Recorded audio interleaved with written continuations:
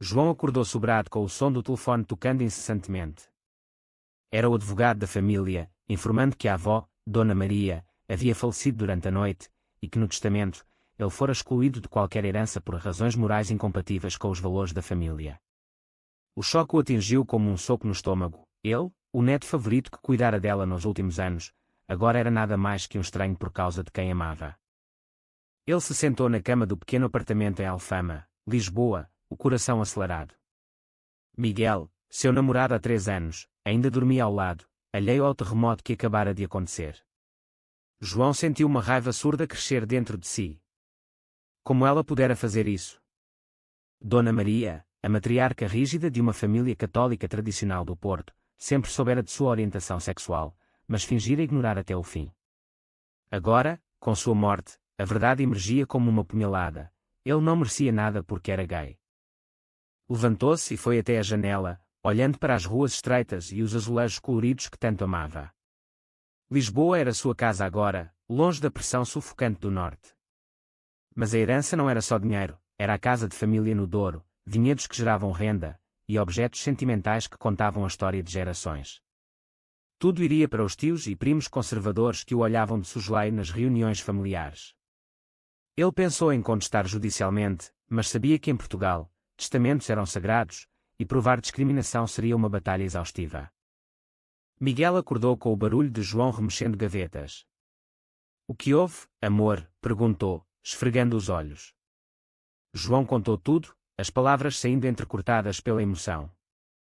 Miguel, um professor de História na Universidade de Lisboa, ouviu em silêncio, depois o abraçou.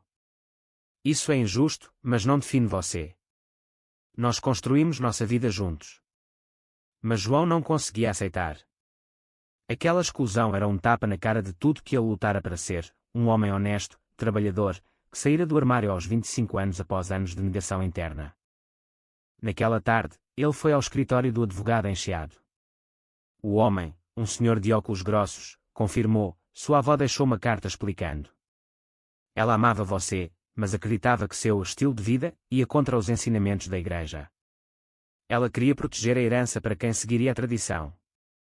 João leu a carta, as palavras da avó tremendo em sua mão. "Meu querido João, perdoe-me, mas não posso legar o que é sagrado a algo que Deus condena." Ele saiu dali furioso, as lágrimas queimando os olhos. De volta ao apartamento, Miguel tentou acalmá-lo. "Vamos pensar racionalmente. Processar vai custar caro e dividir a família mais ainda." Mas João já tramava algo maior. Ele se lembrou das histórias que a avó contava sobre a ditadura de Salazar, quando as pessoas enviavam cartas anônimas para denunciar injustiças. "E se eu expusesse isso tudo?" murmurou. Miguel franziu a testa. "Expor? Como?" João sorriu pela primeira vez naquele dia. "Cartas. Muitas cartas." Nos dias seguintes, João começou a planejar. Ele listou todos os parentes, amigos da avó, vizinhos no Porto, até jornalistas locais e ativistas LGBT em Lisboa.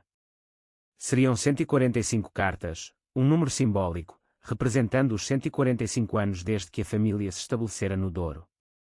Cada carta contaria sua versão, como a avó o criara com amor, mas o rejeitara por preconceito, como a sociedade portuguesa, apesar de progressista na lei, ainda carregava resquícios de homofobia nas famílias tradicionais.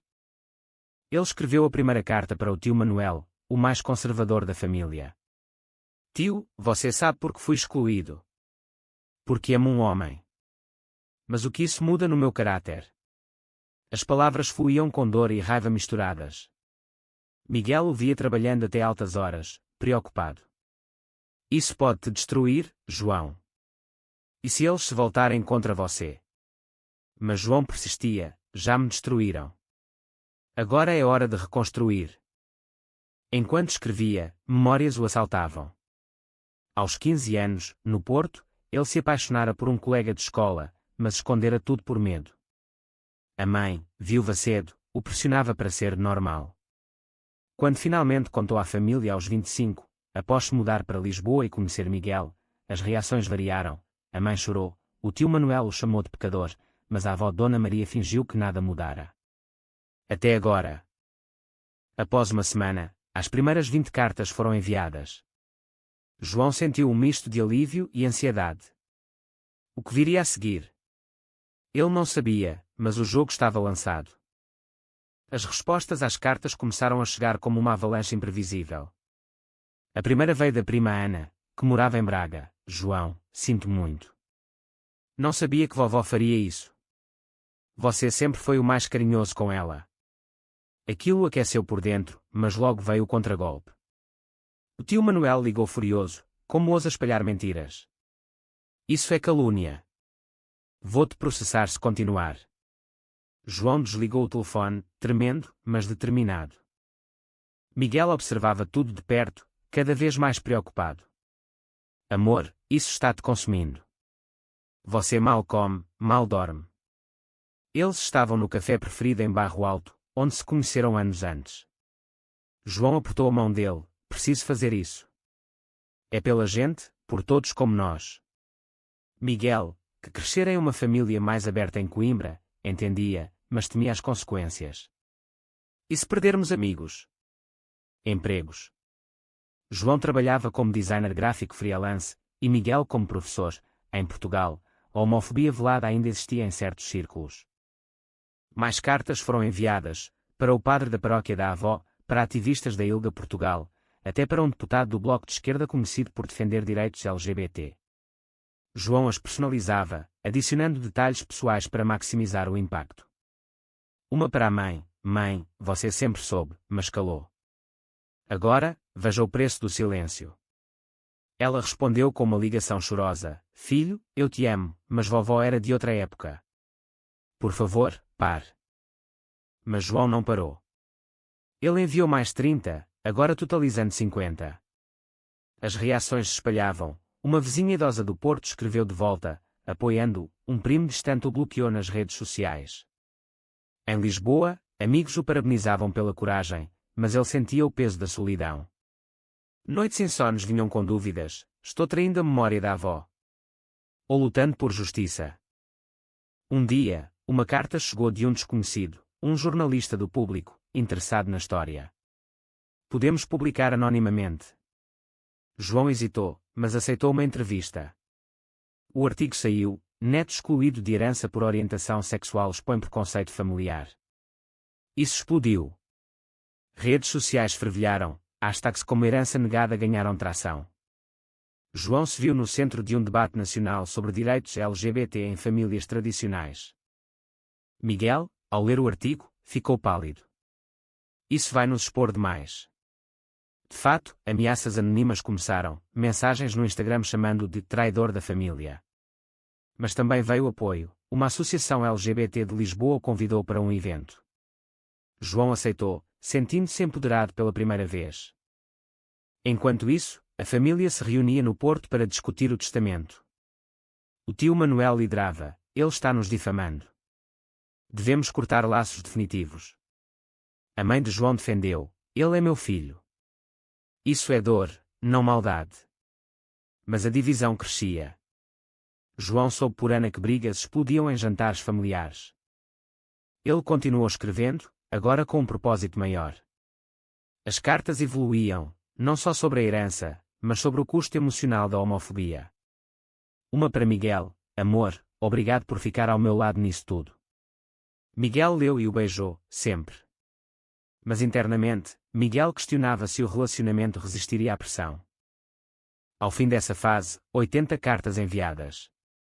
João olhava para o mapa de respostas pregado na parede: apoios em verde, rejeições em vermelho. O equilíbrio pendia, mas o alto preço se revelava: amigos perdidos, noites de ansiedade. Ainda assim, ele prosseguia, ignorando os avisos. O clímax se aproximava quando o artigo no Público viralizou. Televisões como a RTP convidaram João para debates. Ele apareceu em um programa matinal, contando sua história com voz firme, mas olhos úmidos. Não é só sobre dinheiro. É sobre aceitação. O apresentador perguntou: você perdoa sua avó? João pausou: estou tentando. Mas o preconceito mata devagar. As reações foram mistas. Conservadores o criticaram como vitimista, enquanto progressistas o aplaudiram. Em casa, Miguel o esperava com jantar: você foi incrível. Mas uma ligação interrompeu o tio Manuel, ameaçando a ação legal por difamação. Para agora, ou vamos à justiça. João riu amargamente, vá em frente. A verdade é minha defesa. Mais cartas saíram, para ONGs internacionais, como a Amnesty, e celebridades portuguesas simpáticas à causa LGBT. Uma resposta surpreendente veio de um bispo progressista em Lisboa, sua avó errou. A Igreja evolui.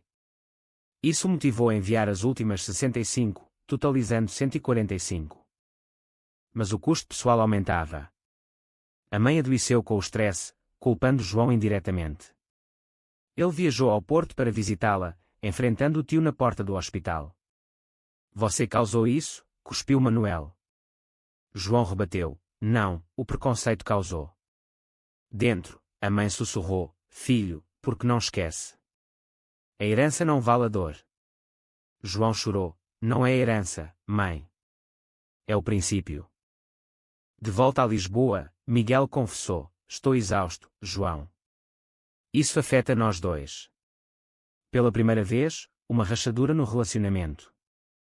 João se sentiu culpado. Desculpe, amor. Mas preciso terminar. Miguel assentiu, mas o silêncio entre eles crescia. As cartas finais foram as mais duras, uma para si mesmo, refletindo erros, outra para a avó, postada simbolicamente no cemitério. Vovó, eu te amava.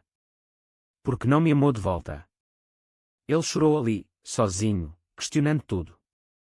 O impacto social se ampliava, petições online pediam leis contra a discriminação em heranças. João se tornou símbolo involuntário. Mas internamente, o conflito o dilacerava, era vingança ou justiça. Amigos o alertavam, cuidado com o backlash. Uma traição veio de Ana, ela vazou uma carta privada para o tio, que a usou para distorcer a narrativa em um jornal local. Neto ingrato ataca a família enlutada. João se sentiu traído, isolado. Ligou para Miguel, talvez você tivesse razão. Mas continuou, enviando as últimas. Ao completar 145, João se sentou exausto. O que mudara? Famílias divididas, debates acesos, mas sua dor persistia. Miguel o abraçou. Agora, descanse. Mas o alto mar ainda viria. Com todas as cartas enviadas, o furacão ganhou força. Um documentário da SIC Notícias o procurou. Queremos contar sua história. João aceitou, filmando em Lisboa e Porto. Durante as gravações, revisitou a casa da avó no Douro, vinhedos dourados sob o sol. Lá, encontrou o primo Tiago, que o surpreendeu. João, eu sou como você. Suas cartas me deram coragem. Eles conversaram horas, Tiago revelando anos de segredo. Mas nem tudo era positivo. O tio Manuel processou por difamação, alegando danos à reputação. O advogado de João, um ativista LGBT, defendeu, é liberdade de expressão. A audiência em tribunal no Porto foi tensa, família de um lado, apoiadores de outro. João testemunhou, minhas cartas são verdades, não mentiras. O juiz adiou, mas a mídia cobriu tudo, amplificando o debate. Miguel, ao lado dele no tribunal, sussurrou, estou orgulhoso. Mas em casa, confessou, isso nos distancia. Quer nossa vida de volta. João sentiu o peso, o amor dele sofria com a obsessão. Prometo, amor, depois disso acaba. Mais reviravoltas, uma carta anônima revelou um segredo familiar, a avó tivera um filho legítimo, escondido por moral. João investigou, descobrindo um tio desconhecido em Espanha. Hipocrisia, pensou. Usou isso em uma carta pública, mas hesitou, era baixar ao nível deles. A mãe melhorou e o visitou em Lisboa. Filho, suas cartas abriram meus olhos. Desculpe por não te defender antes. Eles se reconciliaram em lágrimas. Mas o tio Manuel endureceu, cortando laços com quem o apoiava. Socialmente, o movimento crescia, marchas em Lisboa citavam sua história.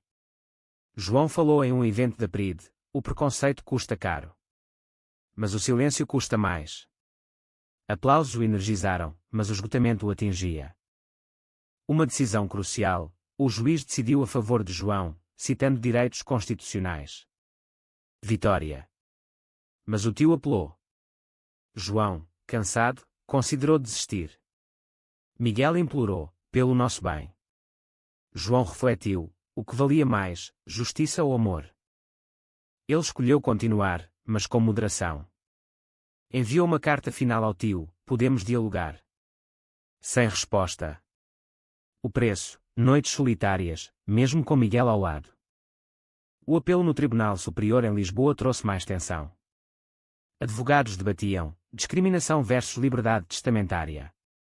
João, no banco, via a família fragmentada. A mãe ao seu lado, o tio oposto.